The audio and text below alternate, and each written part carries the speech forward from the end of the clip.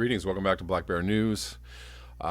Please remember to like this video, and please remember to also see if you're still subscribed, a subscriber. Couple stories I wanted to bring you in this video, not that one. This is from the Daily Mail, and this is from November 8th. This is pretty wild. Ex-Paralympic cyclist, 55, glued himself to a British Airways plane in Extinction Rebellion protest. He denies causing a public nuisance as he appears in court. I guess this happened on October 10th. He filmed himself as fellow XR activists blockaded the terminal, and he got on top of an aircraft at Amsterdam at London City Airport. Brown said, "I managed to get on the roof. I hate heights. I'm shitting myself."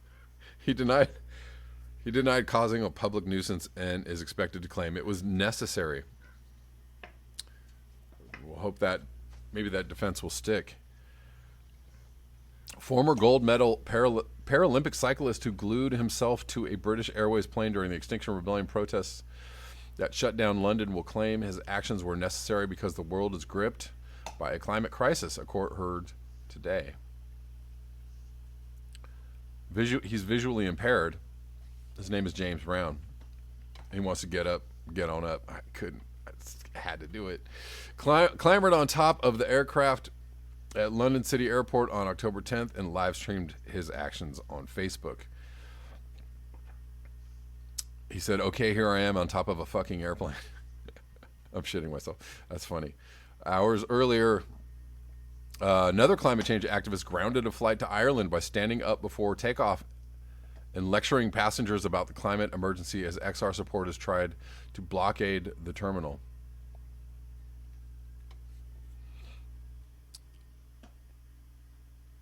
The defense will fact-dependent. What?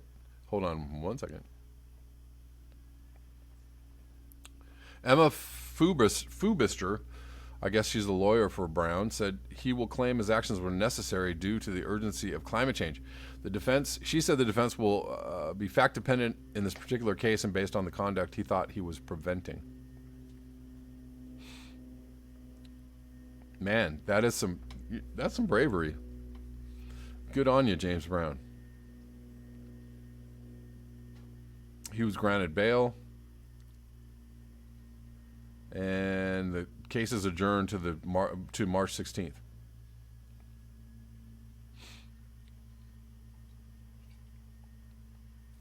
Indeed, this is necessary to wake people up or get somebody to take some action. Whether that happens, I don't know. One more story I wanted to cover for you from Seymour Rocks. Record temperatures in Zimbabwe. This is from yesterday, November 9th.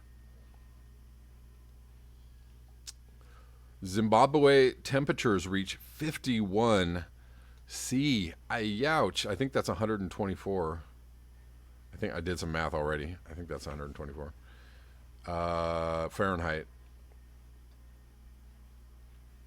And this is Victoria Falls with absolutely no falls. Just some dry rock and a little bit of water at the bottom.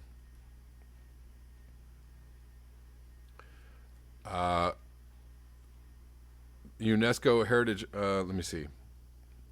So Victoria Falls, I guess, Victoria Falls are dry. It says the UNESCO Heritage Site dried up by the most severe wave of drought in the last 40 years. The economic environmental damage is enormous. 7 million people risk starving to death. That's pretty enormous.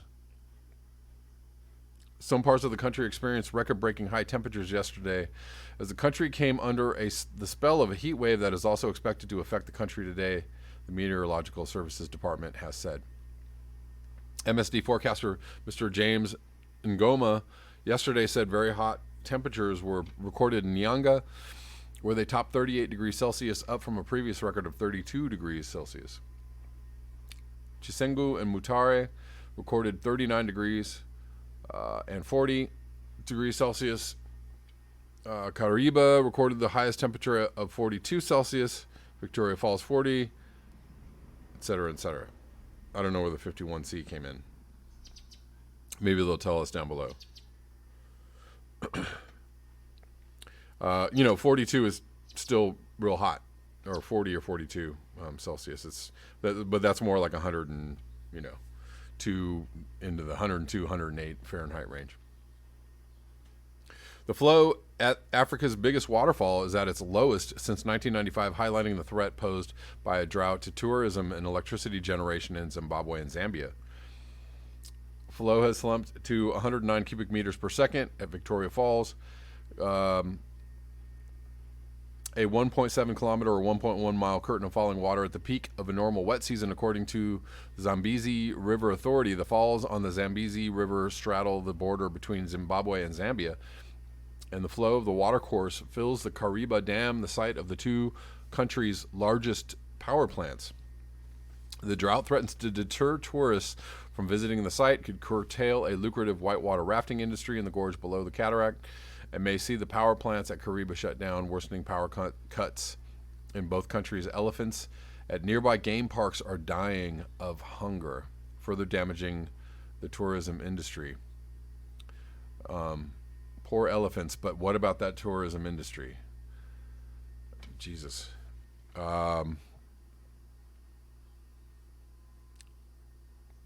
That's wild and terrible news. And if we lived in a society that gave a flying bleep about the environment, or about the world, the state of the world, and news pertaining to this crisis, then this would be on national news or national television. Maybe it is somewhere, I don't know, but apparently this was reported in Italy, but I haven't seen anything about this anywhere else. Thank you so much for your eyes, your ears, and your conscience. If you would like to support this channel, you can do so at the links below. Until next time, peace.